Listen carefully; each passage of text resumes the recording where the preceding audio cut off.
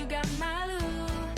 Sekarang ini waktunya memuji Sang Raja.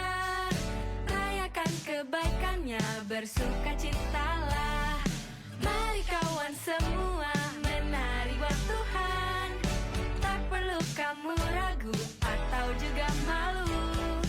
Sekarang ini waktunya memuji Sang Raja. Rayakan kebaikannya, bersukacitalah. Langkahkan kakimu ke kiri dan kanan. Goyangkan badanmu dan berputarlah. Bertepuk tangan, memuji namanya. Takkan berhenti menari baginya.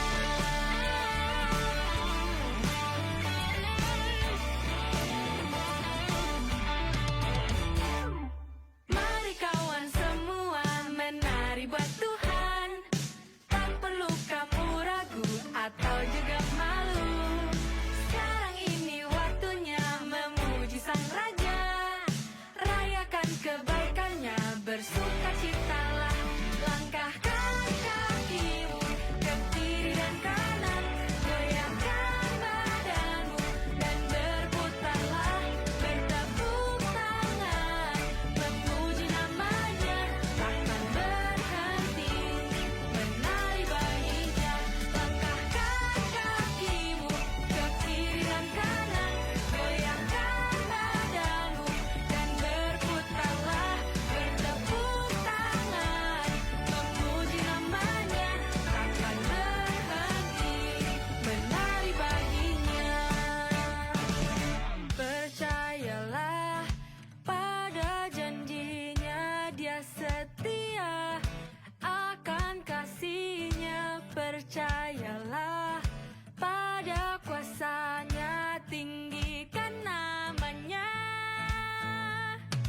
Percayalah pada janjinya,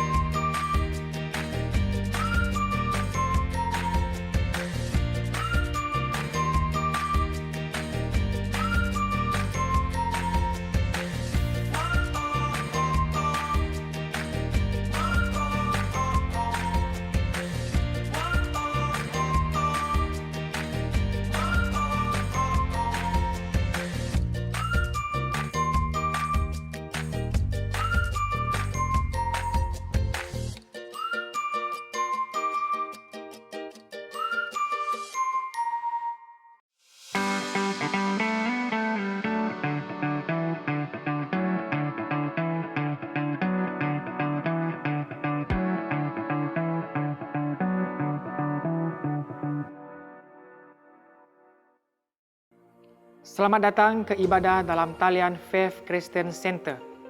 Sebentar saja lagi kita akan memulakan ibadah hari ini. Untuk menikmati ibadah yang hidup dan berkuasa, ikutilah panduan berikut.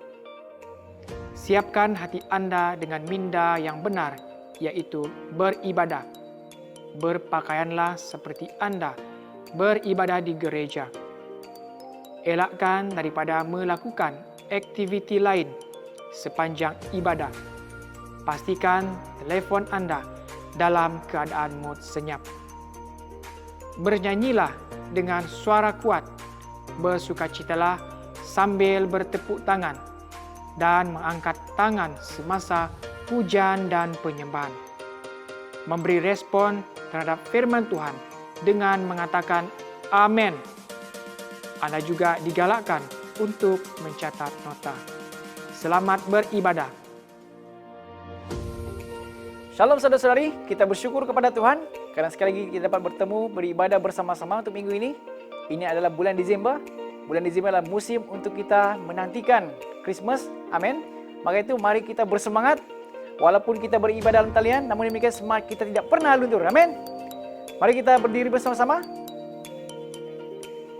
Saudara-saudari, Tuhan beserta kamu. Saya gembira bila mereka berkata kepada saya, hai, marilah kita menyanyi kepada Tuhan. Allah itu Roh. Kemuliaan kepada Allah Bapa, Anak, dan Roh Kudus. Amin. Mari kita berdoa bersama-sama. Ya Allah yang Maha Kuasa, semua hati manusia terbuka di hadapan Tuhan. Semua keinginannya diketahui oleh-Mu, dan daripadamu tidak rahasia yang tersembunyi.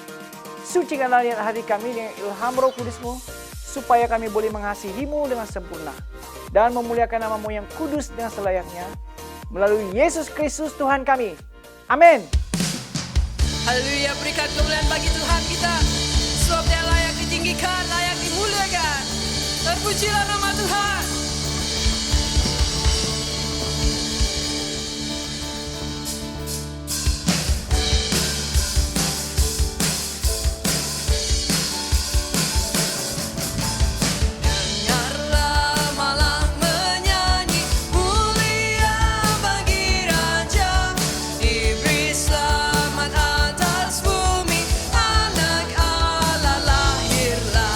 Segala bangsa baik bersua.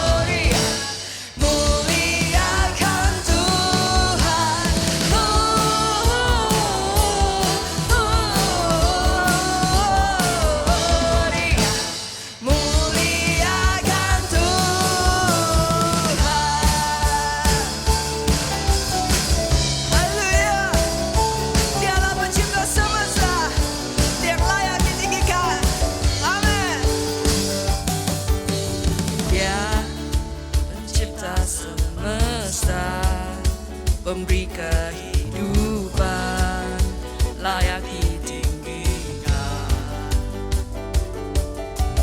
Taktanya tak tergoyahkan, Dia tak tersandingkan, hanya Dia yang sempurna. Masyhur segala perbuatannya, jika Dia di sisiku, siapa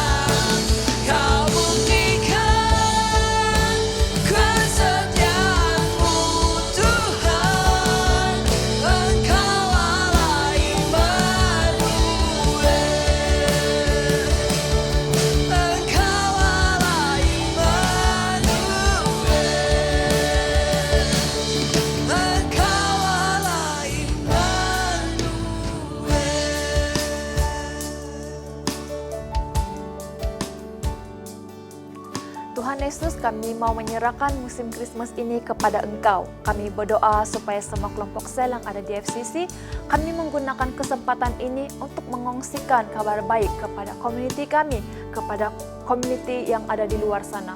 Berkati kelompok sel kami supaya menjadi lebih efektif ketika kami melakukan caroling, melakukan lawatan Christmas ataupun apa-apa acara Christmas. Dan Bella, ia akan menunjukkan, membawa makna Christmas yang sebenar kepada orang lain, supaya orang luar akan mengetahui bahwa Engkaulah sebab kami merayakan Christmas.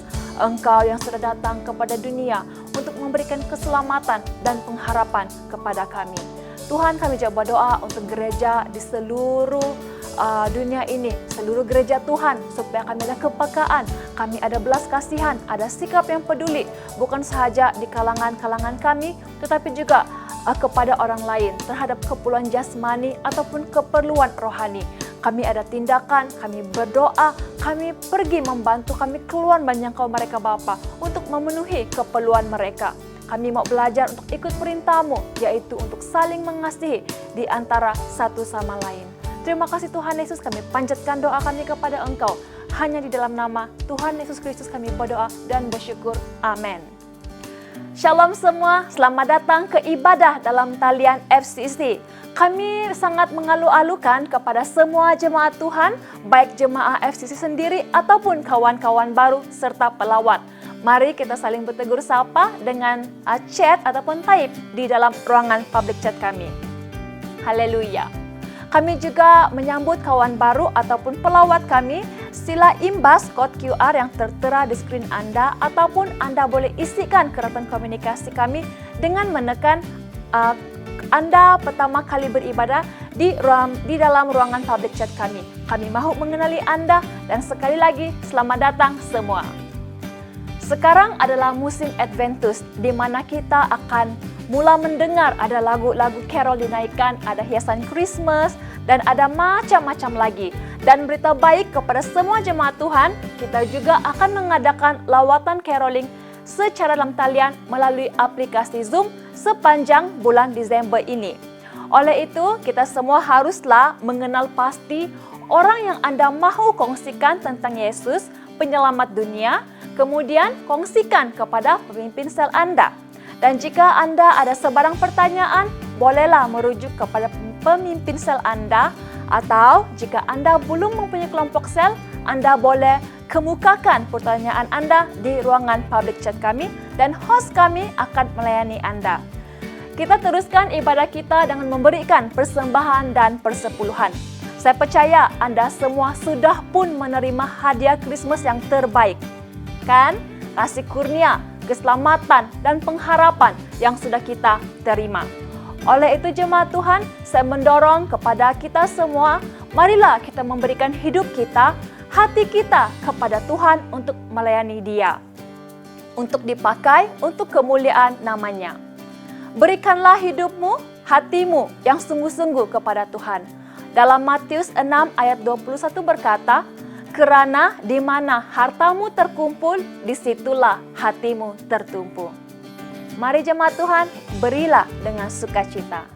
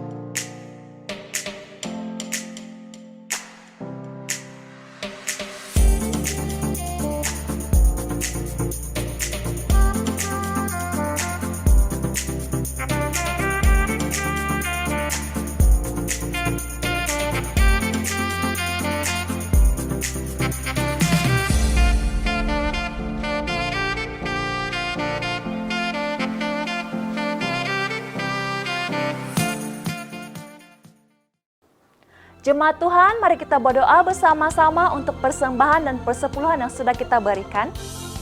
Tuhan, Engkau besar dan berkuasa, mulia, indah, serta agung. Segala yang di langit dan di bumi ialah milik-Mu. Segala sesuatu adalah pemberian daripadamu. Kami ini memulangkan kepadamu apa yang sememangnya milik-Mu. Amin. Mari jemaat Tuhan, kita siapkan hati kita untuk mendengarkan pembacaan firman Tuhan dan kemudian khotbah yang akan disampaikan oleh Pastor Timothy Lim. Pembacaan firman Tuhan diambil daripada Filipi pasal 1 ayat 3 hingga 11. Filipi pasal 1 ayat 3. Aku bersyukur kepada Allah setiap kali aku teringat akan kamu, dan aku sentiasa mendoakanmu dengan sukacita dalam setiap permohonanku, kerana persahabatanmu dalam Injil dari mulanya hingga sekarang. Aku yakin bahawa Allah yang telah memulakan suatu pekerjaan yang baik dalam dirimu akan menyudahkannya hingga hari Yesus Kristus. Wajarlah aku memikirkan demikian tentang kamu semua kerana kamu sentiasa dalam hatiku. Kamu juga turut mendapat kasih kurnia Allah bersamaku, baik dalam hal aku dipenjarakan ini maupun dalam mempertahankan dan meneguhkan Injil. Allah menjadi saksiku bahawa aku amat merindui kamu dengan kasih Kristus Yesus. Inilah doaku, semoga kasihmu bertambah-tambah dengan pengetahuan dan pengertian, supaya kamu dapat mengetahui perkara-perkara yang baik, sentiasa tulus ikhlas dan tidak bersalah hingga hari Kristus, serta dipenuhi dengan buah perbenaran yang datang melalui Yesus Kristus untuk memuji dan memuliakan Allah. Demikianlah firman Tuhan. Jemaat Tuhan diminta berdiri untuk pembacaan Injil.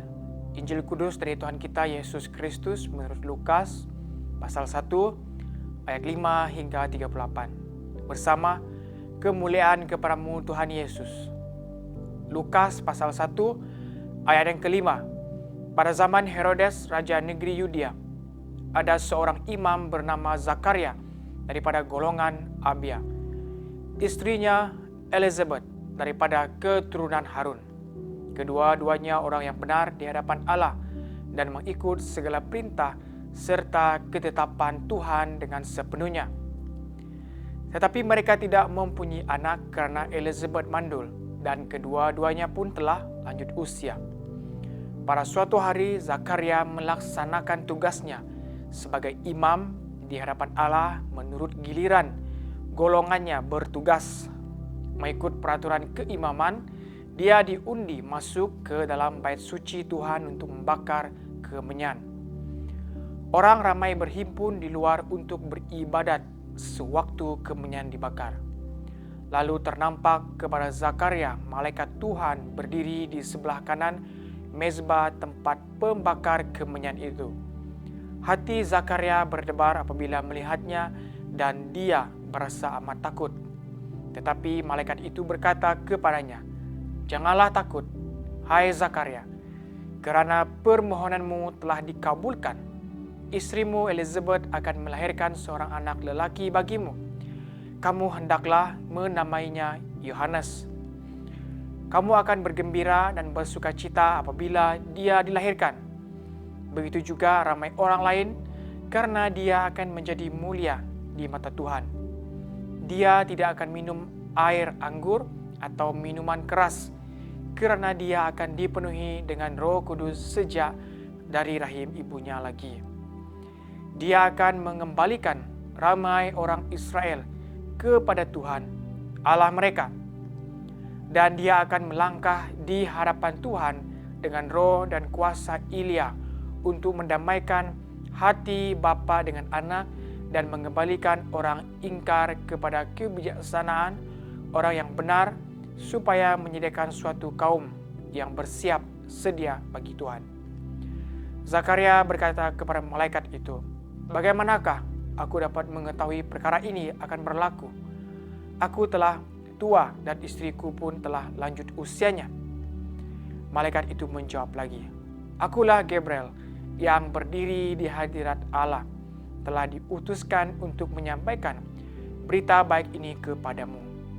Ketahuilah, oleh sebab engkau tidak percaya kepada kata-kataku ini yang akan dipenuhi pada masanya, engkau akan menjadi bisu dan tidak dapat bertutur hingga pada hari semua perkara ini berlaku.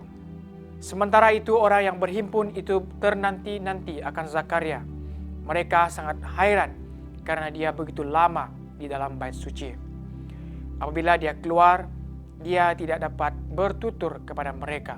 Maka ketahuilah mereka bahwa Zakaria telah nampak suatu penglihatan di dalam bait suci. Dia menggunakan isyarat dengan tangannya kerana dia tetap bisu.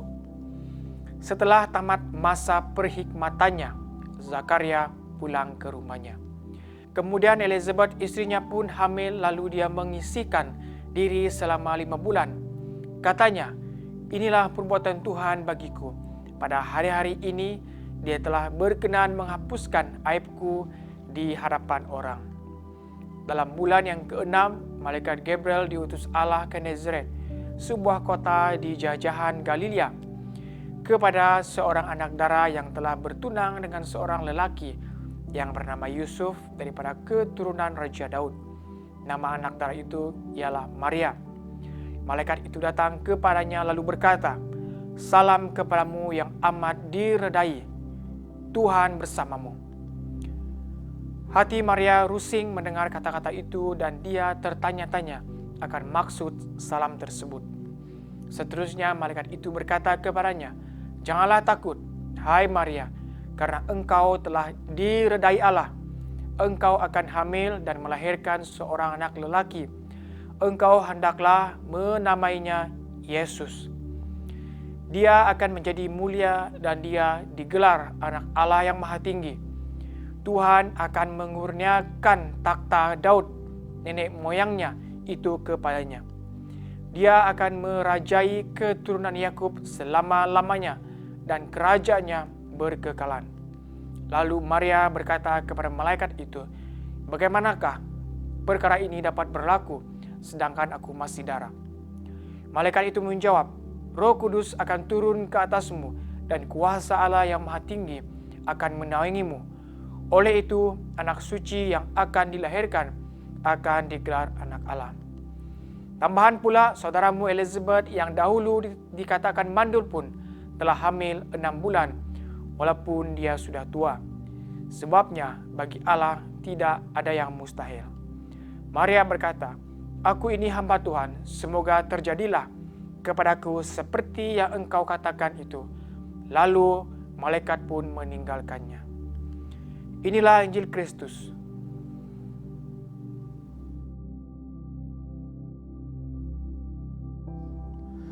Shalom, nama saya Pastor Tim, salah satu pastor di sini di FCC, dan saya melayani di Jemaah Inggris.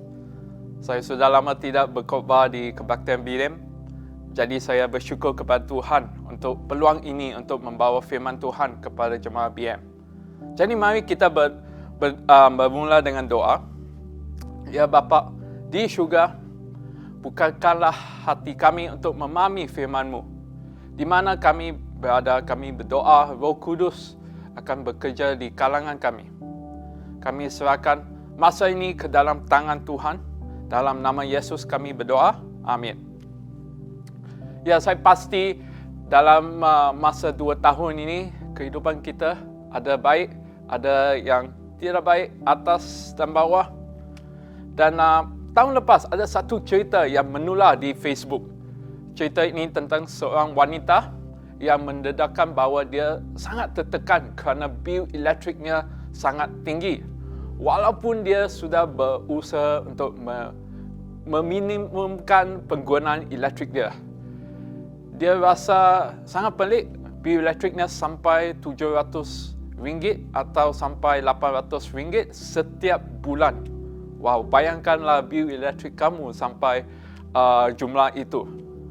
Wanita itu sudah menghubungi pihak berkuasa seperti TNB untuk cuba menyelesaikan masalah itu. Tidak ada jawapan. Dia melakukan beberapa cara untuk mengurangkan bil elektriknya, seperti mematikan switch peti sejuknya. Dia pergi ke rumah kawan dia untuk beberapa hari atau malam. Ya, dia pun membelanjakan sejumlah wang yang besar untuk menggantikan komponen yang dia sangka akan menyebabkan kebocoran aliran elektrik. Tapi semuanya tidak berjaya. Akhirnya pada bulan Julai tahun lepas, dia berasa sungguh panik kerana bil elektriknya sampai 1,500. Wow, bayangkanlah bil elektrik kamu sampai 1,500. Dan dia cuba memanggil pihak electrician untuk datang melihat rumah dia, dan mereka pun tidak dapat menyelesaikan masalah dia. Jadi mereka bercadang kepada wanita ini terus berhubung dengan TNB. Dia berhubung dengan TNB dan mencadangkan supaya mematikan semua elektrik di rumah dia. Dan apabila pihak TNB mematikan aliran elektrik ke rumah dia, apa yang pelik, rumah dia masih ada elektrik. Semua lampu, semua kipas semua masih berjalan. Dan dia rasa keliru, dan pihak TNB berkata, okey, kita tunggu beberapa minit dan kita melihat apa yang berlaku selepas ini. Dan beberapa minit kemudian, seorang pembantu rumah dari jirannya keluar dan menjerit dan bertanya, mengapa bekalan elektrik terputus? Rupa-rupanya, pemaju rumah telah meletakkan nombor rumah yang salah pada meter elektrik di rumah-rumah sana. Dan wanita ini telah membayar bil elektrik jirannya selama 5 tahun. Wow, bayangkan ada orang membayar bil elektrik kamu untuk 5 tahun. Dan pada akhirnya kes ini sudah selesai. Wang yang dibayar kepada TNB sudah dikembalikan kepada wanita tersebut. Ya, kadang-kadang kehidupan kita penuh dengan perkara yang berlaku di luar jangkaan kita. Kita baru saja mendengar dari siri khotbah tentang kehidupan dari kitab pengkhotbah, di mana kita belajar tentang realiti hidup dan cara untuk menghadapinya. Jadi pada musim Christmas ini, Adventus ini, kita mau mendengar khotbah dari siri Christmas kebenaran sebenar. Ya, setiap tahun kita sering mendengar atau membaca tentang kisah Christmas. Tapi kita mau mendalami pengetahuan kita tentang Christmas supaya dia akan memberi impak yang bagus dan kesan yang bagus kepada kita semua dan dunia sekeliling kita. Tidak dinafikan, kadang-kadang kita mudah lupa mengapa kita merayakan Christmas. Mungkin kerana kita sangat sibuk merancang untuk perayaan Christmas atau sibuk merancang untuk tahun depan. Mungkin kita sibuk juga merancang untuk membuat makanan atau memberi hadiah kepada orang sekeliling kita. Jadi kadang-kadang kita mudah lupa. Jadi mari kita benarkan kisah Christmas ini untuk memberi kita dasar untuk hidup yang lebih baik, hidup dengan Tuhan untuk hari, untuk masa, untuk tahun yang akan datang.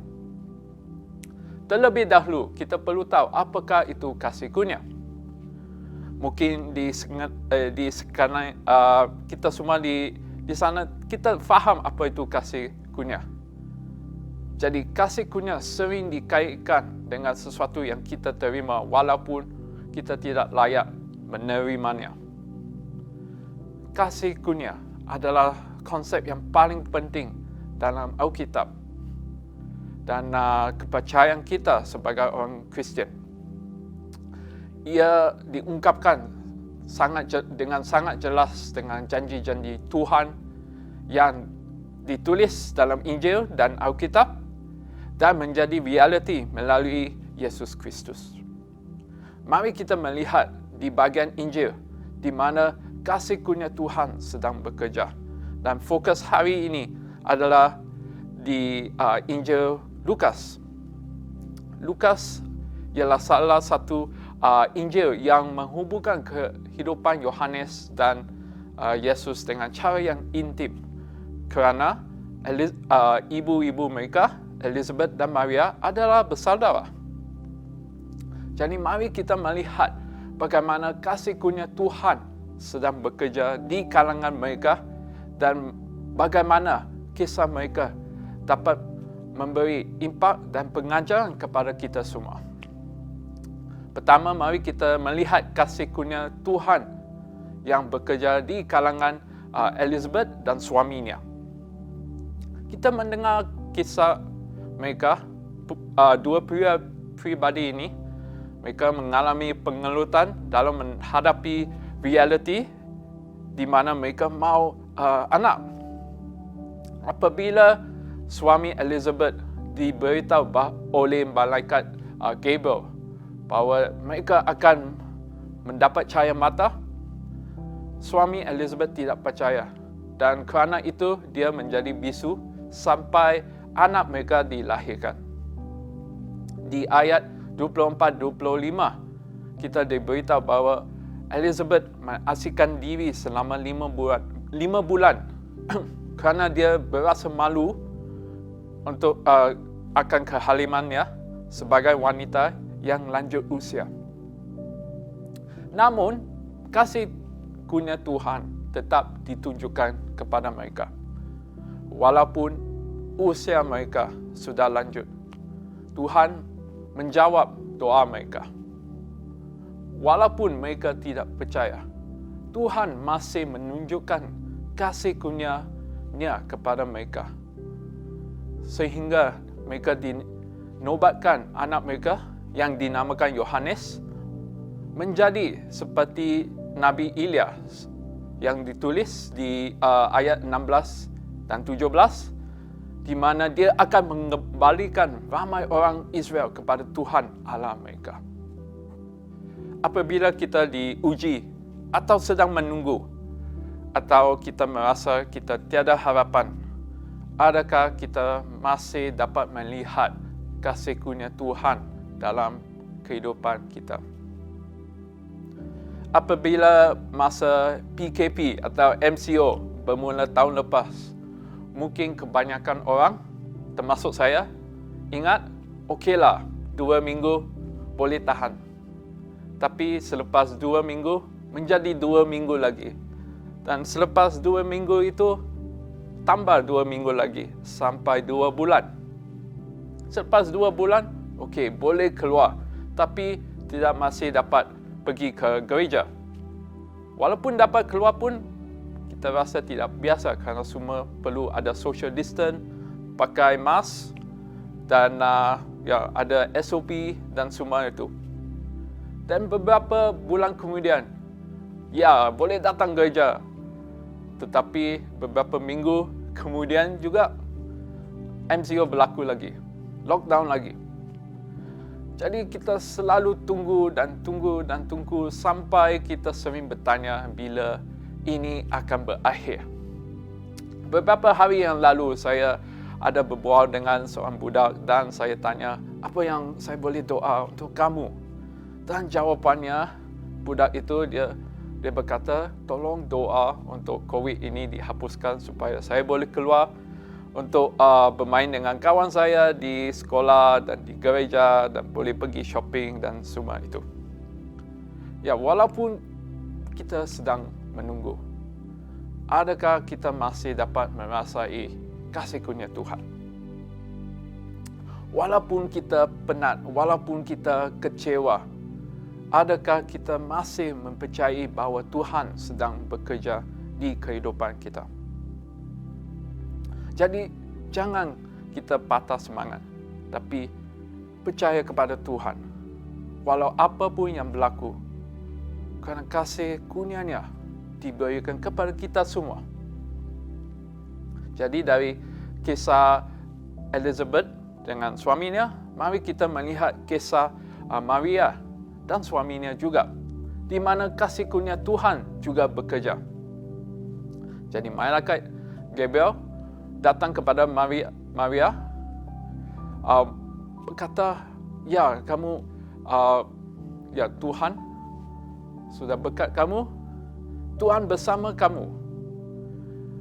Walaupun Maria mendengar ayat kata-kata itu dari malaikat Gabriel, dia masih rasa runsing dan rasa aneh kerana dengan kata-kata dari malaikat itu. Dan dia juga diberitahu bahawa dia akan diberi cahaya mata. Jadi bayangkan perasaan Maria dan apa yang perlu dia menghadapi. Apabila kamu sedang bersiap sedia untuk bernikah dan tiba-tiba ada berita diberikan kepada kamu, berita tergembar diberikan kepada kamu. Seperti Elizabeth, Maria berasa malu kerana khawatir pendapat orang ramai kerana dia hamil sebelum pernikahannya. Tetapi pembualan di antara Maria dan malaikat Gabriel adalah indah kerana kita dapat melihat kemudahan dan kasih kurnia Tuhan kepada Maria. Di Lukas pasal 1 ayat 35, Roh Kudus akan turun ke atasmu dan kuasa Allah yang Maha Tinggi akan menaungimu. Oleh itu, anak suci yang akan dilahirkan akan digelar anak Allah. Pada waktu yang tiada kepastian atau waktu yang mengejutkan, adakah kita masih boleh melihat kasih kurnia Tuhan dalam kehidupan kita? Saya pernah berkongsi dengan kebaktian Inggeris beberapa kali bahawa saya sering merasakan kasih kurnia Tuhan telah memimpin kita sebagai gereja untuk meneruskan kehidupan kita dan pelayanan kita walaupun di tengah-tengah wabak COVID-19 ini. Saya percaya seperti semua orang di luar, tahun lepas kita semua ada rancangan sendiri, seperti mungkin kita mau pergi makan angin di luar negara atau di tempat lain, atau rancangan untuk tukar kerja atau mulakan bisnes. Tetapi COVID-19 berlaku. Mungkin sebagai gereja kita pun ada rancangan sendiri, tetapi COVID-19 berlaku dan semua rancangan-rancangan kita ditunda. Akan tetapi, kerana kasih kurnia-Nya, kita semua masih dapat melayani Tuhan. Kita dapat berkumpul di online untuk cell group dan untuk kebaktian mingguan ini juga. Jadi kerana kasih kurnia-Nya, kita semua dapat melayani sama-sama. Daripada apa yang anda lihat di paparan skrin ini dan semua benda yang berlaku di belakang tabir, semua kerana kasih Tuhan sedang bekerja. Walaupun banyak perkara berlaku di sekeliling kita, kita harus tahu bahawa Tuhan merancang kelahiran Yesus untuk membawa kasih kurnia kepada kita.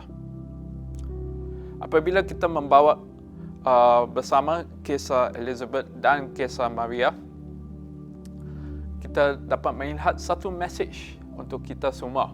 Seperti yang ditulis di ayat 37, bahawa dengan Allah tidak ada apa yang mustahil. Nothing is impossible. Tidak ada yang mustahil. Tema ini berterusan di sepanjang keseluruhan Injil dan di Alkitab. Di kehidupan Yesus Kristus juga, masa dia bekerja, masa pelayanannya, masa dia disalibkan dan masa dia dibangkitkan. Semua ini membawa tema bahawa tiada yang mustahil.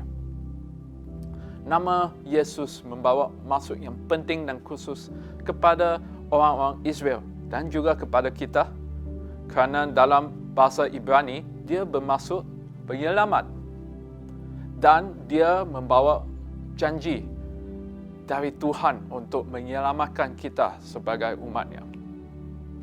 Apabila kita berfikir tentang perkataan kasih kurnia, ia selari dengan hati Tuhan untuk kita semua. Tuhan mengasihi kita semua. Oleh itu, apakah maksud kasih kurnia Christmas kepada kita? Bagaimanakah ia memberi kesan kepada kita? Seperti yang saya katakan awal tadi, saya tahu tahun ini dan tahun lepas kita mengalami berbagai pengalaman yang bagus dan tidak bagus, pengalaman yang naik dan turun dalam kehidupan kita, sampai di tahap di mana kita selalu bertanya, kehidupan ini mungkinkah dia akan menjadi lebih teruk? Saya tahu di kalangan kita mengalami banyak pengelutan, di mana kita rasa tekanan di tempat kerja. Mungkin di kalangan kita hilang pekerjaan, mengalami masalah di keluarga dengan hubungan kita, masalah kesihatan, masalah berbagai-bagai masalah yang kita hadapi. Mungkin kita berasa bersorangan, mungkin kita rasa sunyi.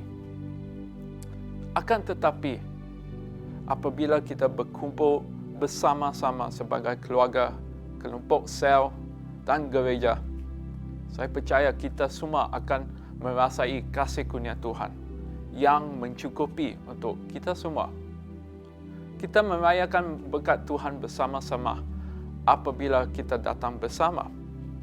Seperti apabila member kita atau kawan kita berkahwin atau mendapatkan cahaya mata, merayakan berkat Tuhan melalui kerja kita atau pelayanan kita.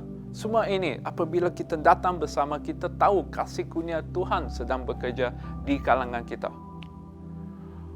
Walaupun keadaan dan kehidupan kita sering bagus atau tidak bagus, naik atas, kita dapat berkongsi satu hal yang sama, iaitu kasih kurnia Christmas ini diberikan kepada kita semua. Tidak kira bahasa kamu, tidak kira apa jua keadaan kamu, kasih kurnia ini adalah melalui Yesus Kristus. Amin. Sungguhnya Yesus Kristus adalah jawapan kepada semua soalan dalam kehidupan kita. Dia adalah sebab untuk musim ini. Dia adalah sebab untuk kita semua berkumpul bersama-sama untuk merasai kasih-Nya. Jadi itulah sebab Yesus Kristus adalah kasih kurnia kepada kita semua. Sebagai penutup, saya mau kongsikan cerita ini. Di tahun 1914, masa Perang Dunia Pertama sedang berlaku, ada satu mujizat Christmas berlaku, di mana dia dinamakan sebagai Christmas Truce dalam bahasa Inggeris, tapi dalam bahasa BM ia dinamakan sebagai gencatan senjata Christmas Truce. Jadi pada masa itu dianggarkan kira-kira 100,000 orang askar British dan Jerman terlibat dalam Christmas Truce, gencatan senjata tidak rasmi ini di Eropah pada masa Christmas. Dan tentera Jerman menghiasi kubu mereka dengan pokok-pokok Christmas dan semua Christmas decoration, dan mereka pun menyanyikan lagu-lagu Christmas Carol. Pada masa yang sama juga, tentera British pun melakukan perkara yang sama. Mereka menyanyikan lagu Carol mereka, meletakkan pokok Christmas di kubu mereka juga. Dan mereka pun berkumpul di satu tempat, dalam bahasa Inggeris they call it the no man's land, di mana mereka bertukar hadiah dengan sesama sendiri, makanan, tembakau, alkohol dan cendera hati seperti topi atau butang. Dan pada masa yang sama mereka pun menganjurkan perlawanan bola sepak juga. Jadi genjatan senjata atau Christmas truce ini membolehkan mereka untuk menarik nafas dalam masa perang ini dan juga membawa kembali rakan-rakan mereka yang terkorban di tempat orang lain dan diberi perkebunan yang bagus. Pada masa yang sama, di dekat pada hari Christmas, mereka pun ada kebaktian Christmas bersama-sama dan mereka merayakan Christmas bersama sampai tahun baru. Jadi sangat mengujakan bahawa Christmas mengingatkan kita bahawa kita boleh mengalami kasih kurnia Tuhan walaupun berada dalam keadaan yang sukar, tidak kira dalam musim yang kita alami. Saya berdoa, tidak kira siapakah anda di sana, anda boleh mengalami kasih kurnia Tuhan dalam masa ini, dalam musim ini. Titus pasal 2 ayat 11 berkata, hal ini demikian kerana kasih kurnia Allah yang menyelamatkan seluruh umat manusia telah nyata. Pada musim ini, pada masa ini, saya menggalakkan anda semua yang menonton video ini untuk menerima kasih kurnia dari Tuhan. Jadi, saya menggalakkan kamu untuk menekan prayer request button supaya kita boleh berdoa sama-sama dengan anda. Mari kita tutup dengan doa ini. Terima kasih Yesus kerana kasih kurnia-Mu kepada kita semua, kami semua. Tidak kira keadaan yang kami alami, kami berdoa kasih kurnia-Mu akan bersama-sama dengan kami semua supaya kami sentiasa akan bersinar untuk Tuhan. Dalam nama Yesus. Amin.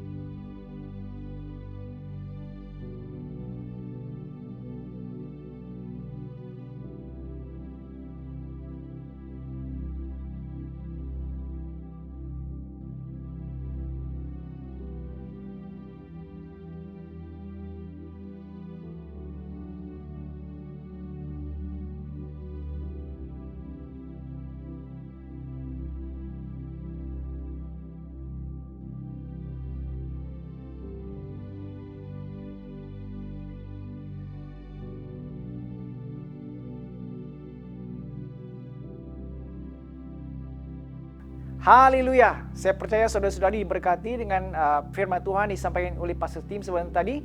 Dan marilah kita terus bersyukur kepada Tuhan atas kasih kurnia yang Tuhan terus berikan kepada kita. Mari kita bangkit berdiri, kita mengakui iman naisin bersama-sama. Saya percaya kepada Allah yang Esa, Bapa yang Maha Kuasa, Pencipta langit dan bumi, yang dapat dilihat dan yang tidak dapat dilihat. Saya percaya kepada Tuhan Yesus Kristus, Anak Tunggal Allah, yang kekal diperanakan oleh Bapa, Allah daripada Allah, terang daripada terang, Allah benar daripada Allah benar. Dia diperanakan bukan dijadikan, sebab dia satu dengan Bapa. Maka segala sesuatu dijadikan olehnya untuk kita manusia dan untuk keselamatan kita. Dia turun dari surga dan oleh kuasa Roh Kudus dia dilahirkan oleh anak darah Maria dan menjadi manusia. Kerana kita, dia disalibkan semasa pemerintahan Pontius Pilatus. Dia menderita, diseksa sampai mati, lalu dikuburkan. Pada hari yang ketiga, dia bangkit pula menurut yang dinubuatkan dalam Alkitab, lalu dia naik ke surga. Dia duduk di sebelah kanan Bapa, dia akan datang kembali dalam kemuliaan untuk menghakimi, baik orang yang masih hidup maupun orang yang sudah mati, dan kerajaannya tidak akan berkesudahan. Saya percaya kepada Roh Kudus, yaitu Tuhan dan pemberi hidup, yang datang daripada Bapa dan Anak, serta dengan Bapa dan Anak, Dia disembah dan dipermuliakan. Dia telah berfirman melalui nabi-nabi. Saya percaya kepada gereja sedunia yang kudus, dan daripada rasul-rasul itu, saya mengaku satu baptisan akan mendatangkan pengampunan dosa. Saya menantikan kebangkitan orang mati dan kehidupan dalam dunia yang akan datang. Amin. Jemaat, sila berdiri dan angkat tangan untuk menerima berkat dari Tuhan. Sentosa Allah yang melebihi pengertian manusia, memeliharkan hati dan jiwa kamu di dalam pengetahuan dan kasih Allah dan anaknya Yesus Kristus Tuhan kita. Dan berkat Allah yang Maha Kuasa, Bapa, Anak dan Roh Kudus beserta dengan kamu dan tinggal serta dengan kamu sampai selama-lamanya. Amin. Pergilah dengan damai sejahtera dan melayani Tuhan. Dalam nama Kristus. Amin.